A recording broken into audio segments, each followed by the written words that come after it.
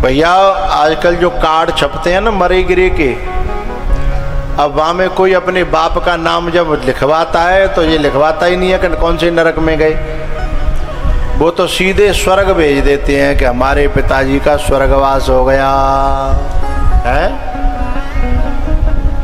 अच्छा चलो, जाके पिताजी अच्छे कर्म करने वाले हों, धर्मात्मा हों, वो लिखे तो कोई बात ना।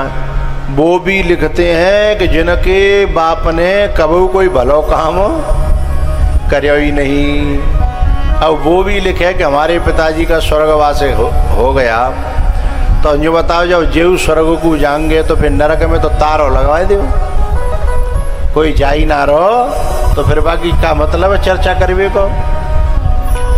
अरे भैया और तो और जिनके बाप ने पूरे जीवन भरे गांव में कोई सुखी नहीं रहंदो, जाकी चुगलई बातें और बाकी चुगलई जाते, पूरे गांव में कलेश करवा के राखो, पार्टी बंदी राखी, फेंट डाल के राखी। अब बहू को छोरा लिखवा रहे हो कि मेरे पिताजी का स्वर्गवास हो गया, बातें यूँ पूछो भैया तेरो बाप स्वर्ग में गए हो, जाने चुगलई के अलावा और जीवन में कछु करो नहीं, तो फिर स्वर्ग में फिर नरक में जा, नरक में तो तारों लगवा दे भाई, गेट बंद करावा को, लॉक करावा को। एक आदमी तो ऐसा रहे बाने अपने बाप के मरे पे लिखवाई मेरे पिताजी का बैकुंठवास हो गया, और पता हो बाको बाप का कर तो पूरे दगरे काट राखे, पूरी मेड़ काट राखी है का, ऐसो कोई दगर और मेड़ अपने चक के आसपास नहीं छोड़ो जो बाने काट्यो नहीं होए। और बाको बाप लिख रहा है, बाको छोरा लिख रहा है कि मेरे पिताजी का बैकुंठवास, बैकुंठ जो स्वर्ग से भी ऊपर होता है? अब हमने बात ये पूछी, मैंने कि भैया ते बाप है तो सब जानते हैं कि मैंने कोई मेढक साजी नहीं छोड़ी, माने एक दगरों नहीं छोड़ो काटे बिना, तू ऐसे क्यों लिख रहा है? तो वो कह रहा हो कि महाराज जी नरक में लिखूँ तो शर्म लगाते हैं, बाप तो हथ ही हो जैसा भला हो रहा तो मैंने कि तो हम थोड़े कह रहे हैं कि नरक में लिख दे, बोले तो हम तो जी कह रहे हैं कि तू यूँ लिख दे मर गए, मो ना पता नरक गए कि स्वर्ग गए, तू काहे को ठेकेदारी ले रहे हो? इतनी ईमानदारी तो बरत ले हैं कि साहब देहांत हो गया है, अब कहाँ गए वो तुम जाने, तुम्हारो काम जाने। तो ये जो मेड़ काटाएं, दगरे काटाएं और ये जो बुरे बुरे काम कर रहे कहाँ हैं, दारू पी रहे हैं, जुआ खेल रहे हैं, बदमाशी कर रहे हैं, अब इनकी औलाद जो है यूँ न लिखे भैया कि स्वर्गवासी है गए, यूँ लिख दो करो कि देह छूट गई है, शरीर छूट गए, खत्म है गए हैं, अब बुझाने बिन को ये ठेकेदारी तो मत लो अपने कार्टन में भाई। तो ये नरक जो है ना, नरकों का जब वर्णन किया तो परीक्षित जी महाराज ने कहा सुखदेव जी से कि प्रभु इन नरकों से बचने का कोई उपाय है क्या? बोले है। बोले बताओ। बोले नरकों से बचने के 3 उपाय हैं। पहला उपाय है कि गुरु से जो है मंत्र लेकर के उस मंत्र का जप करें, गुरु से मंत्र लेकर के अपने पापों का प्रायश्चित करते हुए उस नाम का जप करे। दूसरा है भगवान की कथा श्रवण करे और क्षमता होए तो भगवान की कथा करावे, सबन को सुनवावे। और तीसरा उपाय है कि घर परिवार का त्याग करके किसी संत की शरण मिल जाए तो संत की शरण में अपने जीवन को समर्पित कर दे। तो या तो तीनों उपाय कर ले और तीनों नहीं है पामे तो नव में है जिन के एकऊ होई, नारी पुरुष सचराचर कोई।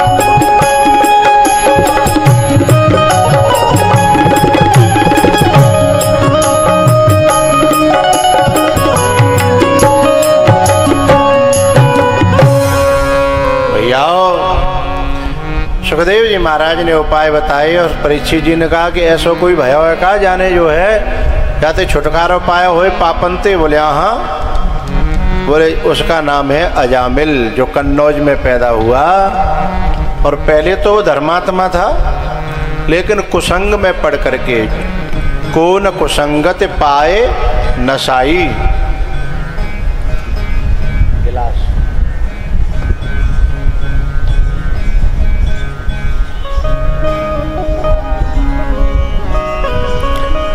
बहुत अच्छा से अच्छा इंसान भी जब कुसंग में पड़ जाता है तो वह भी बुरा इंसान बन जाता है। कौन कुसंगत पाए नसाई और रहे न नीच मचते चतुराई है। जिसके जीवन में बुरे मार्ग पर जो पांव रख देता है, फिर अच्छा से अच्छा इंसान भी बुरा हो जाता है। और जो बुरा होते हुए भी अच्छे मार्ग पे पांव रख दे तो वो अच्छा हो जाता है। सठ सोधरहि शत संगति पाई।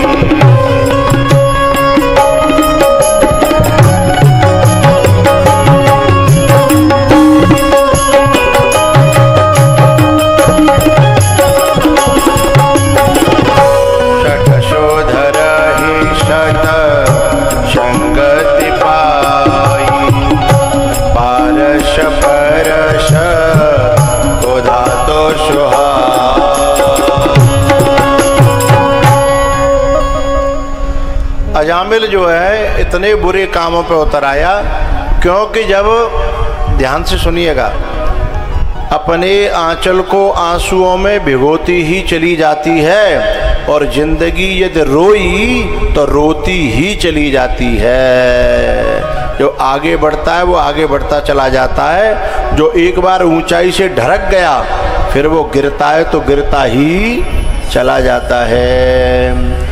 इसलिए अच्छे कामों में कभी देर मत करना प्यारे, जब देर होती है तो होती ही चली जाती है।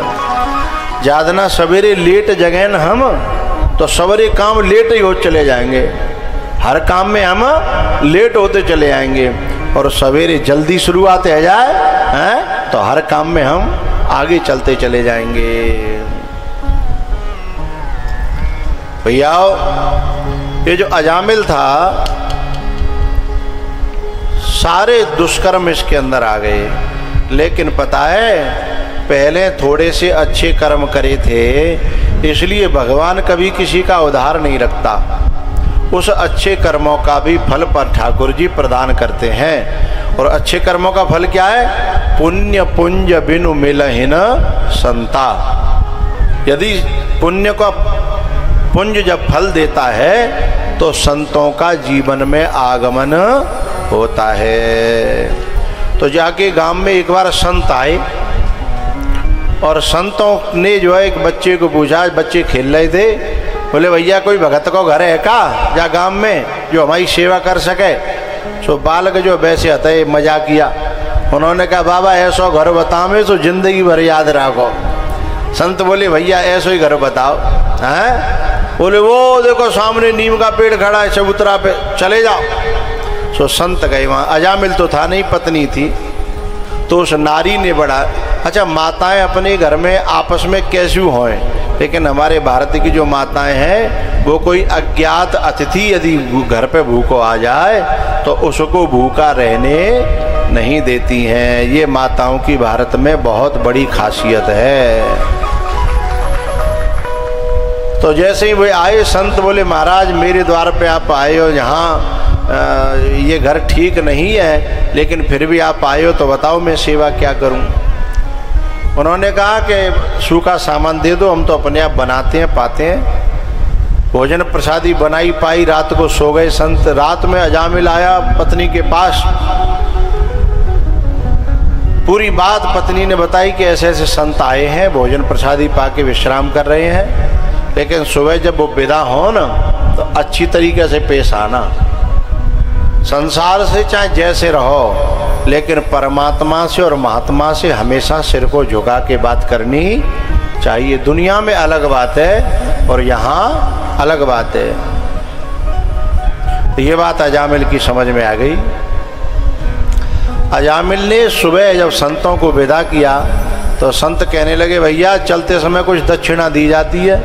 अजामिल मन ही मन में सोच रहे हो कि जिंदे जा रहे हो तुम जाते ही मेरे द्वार पे थे और वो झोली झंडा लेके जा रहे हो, हैं जो कोई छोटी मोटी दक्षिणा है का। लेकिन वहाँ की पत्नी ने तुरंत इशारा किया, मैंने रात में समझाए थे ध्यान करो। सोई बोले, हाँ महाराज बताओ का सेवा करूं, हैं डर के मारे। उन्होंने कहा, हम तो पे सोना चांदी ना मांग रहे, लेकिन अपने बच्चे का नाम नारायण रख लेना। बोले ठीक है। ये संतों का एक संकल्प था कि हे भगवान हमने जाको अन्न पायो है। कैसे आवाज कुछ कम आ रही है, जन कैसी ऐसी बंधी हुई आवाज ना आ रही। बोले हमने जाको अन्न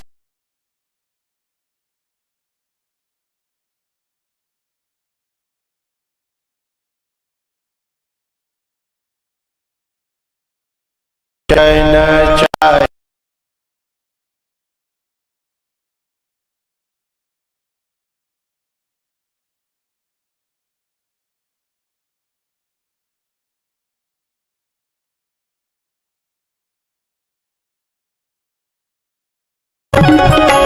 मोर वचन चाहे पर जाए फीका, संत वचन पत्थर की का।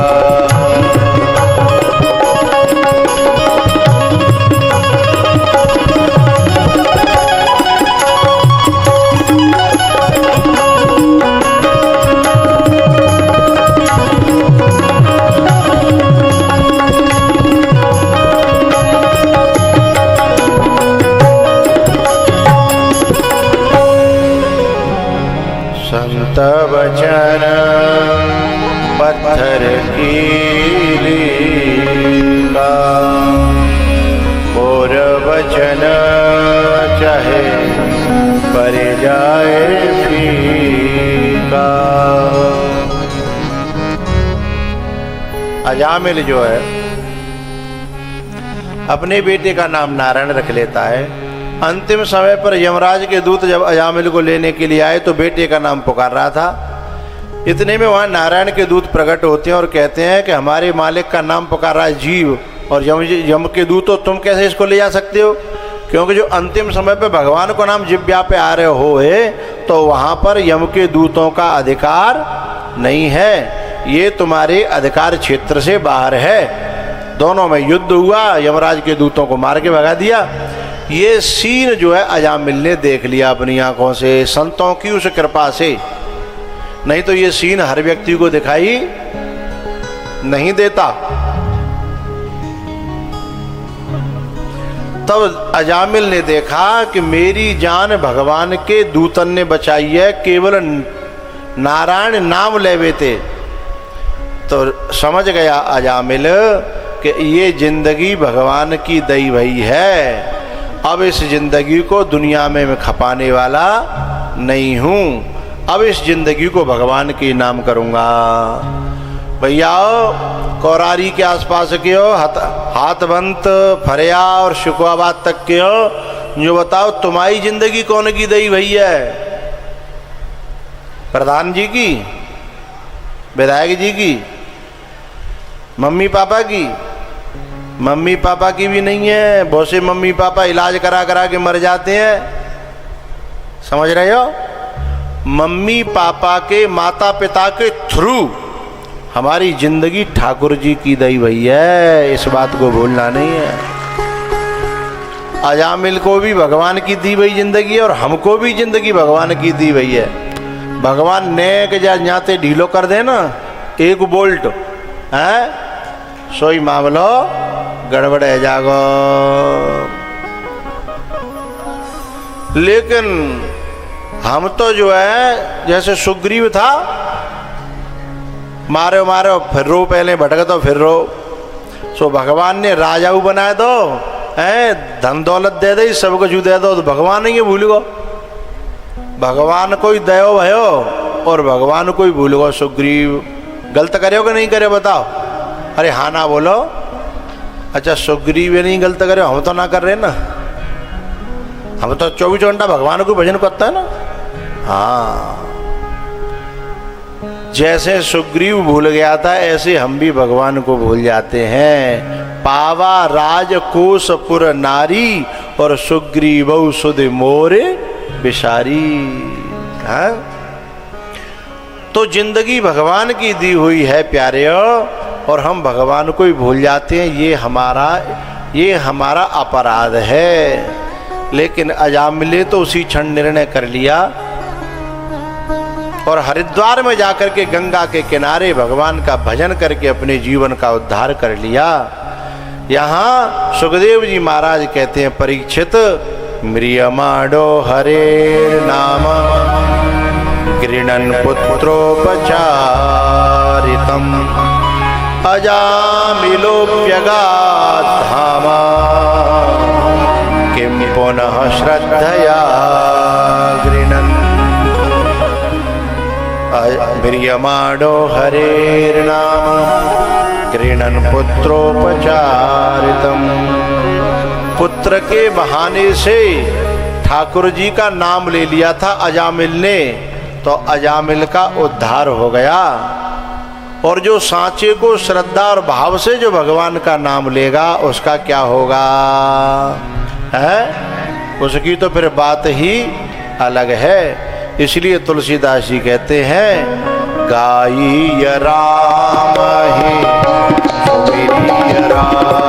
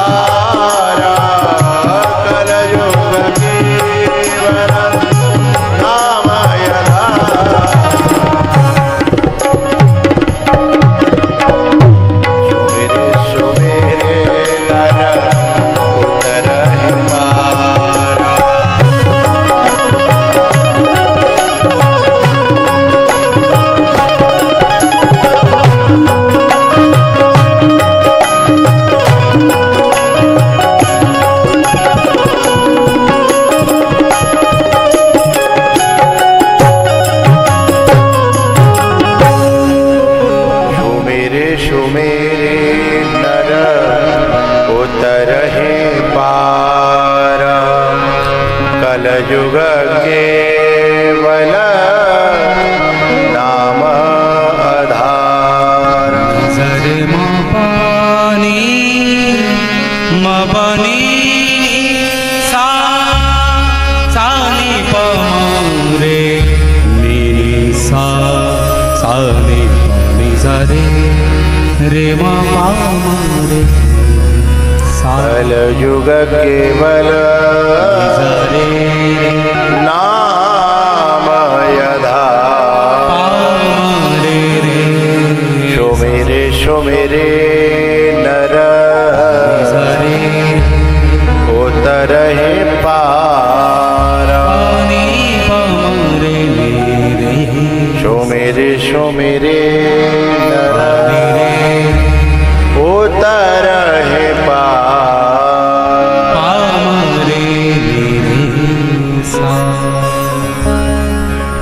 भैया। जब नींद खुले तभी सवेरो समझे और वही समय भजन चालू करना चाहिए। हम तो जो है आपके कौरारी में, आपके हाथवंत क्षेत्र में ये राम नाम के भगवान की कथा के मोती बिखेर भी आए हैं, और जहाँ पे जितने बटोरे जाएं हैं।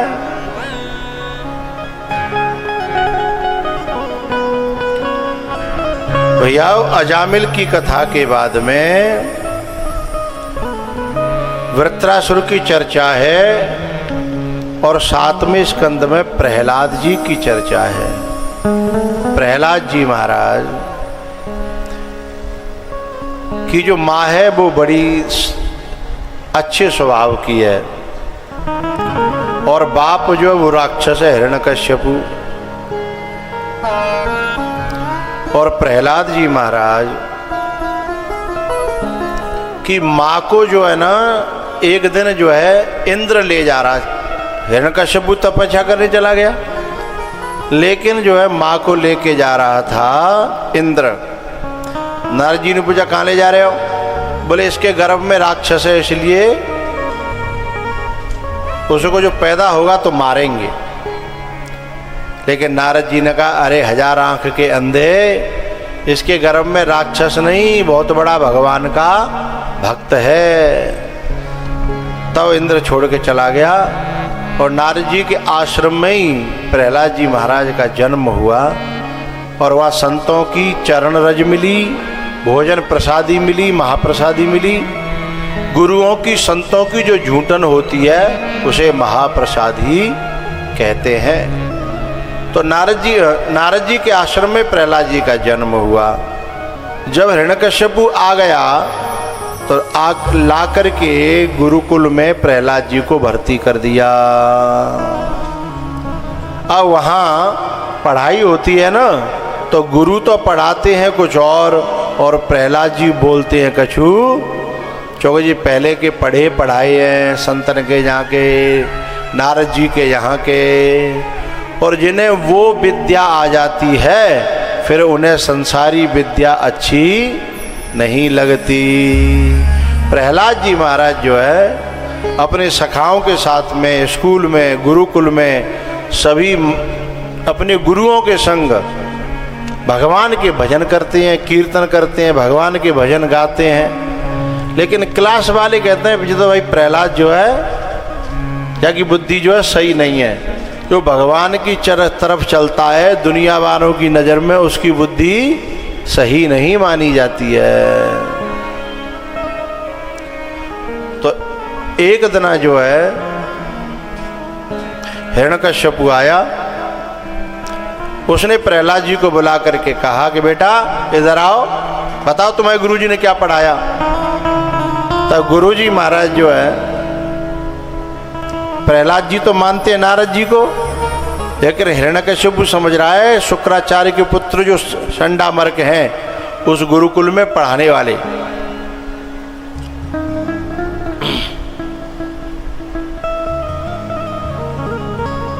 एक ऐसा भजन गाओ जो थोड़ा सा मस्ती आ जाए।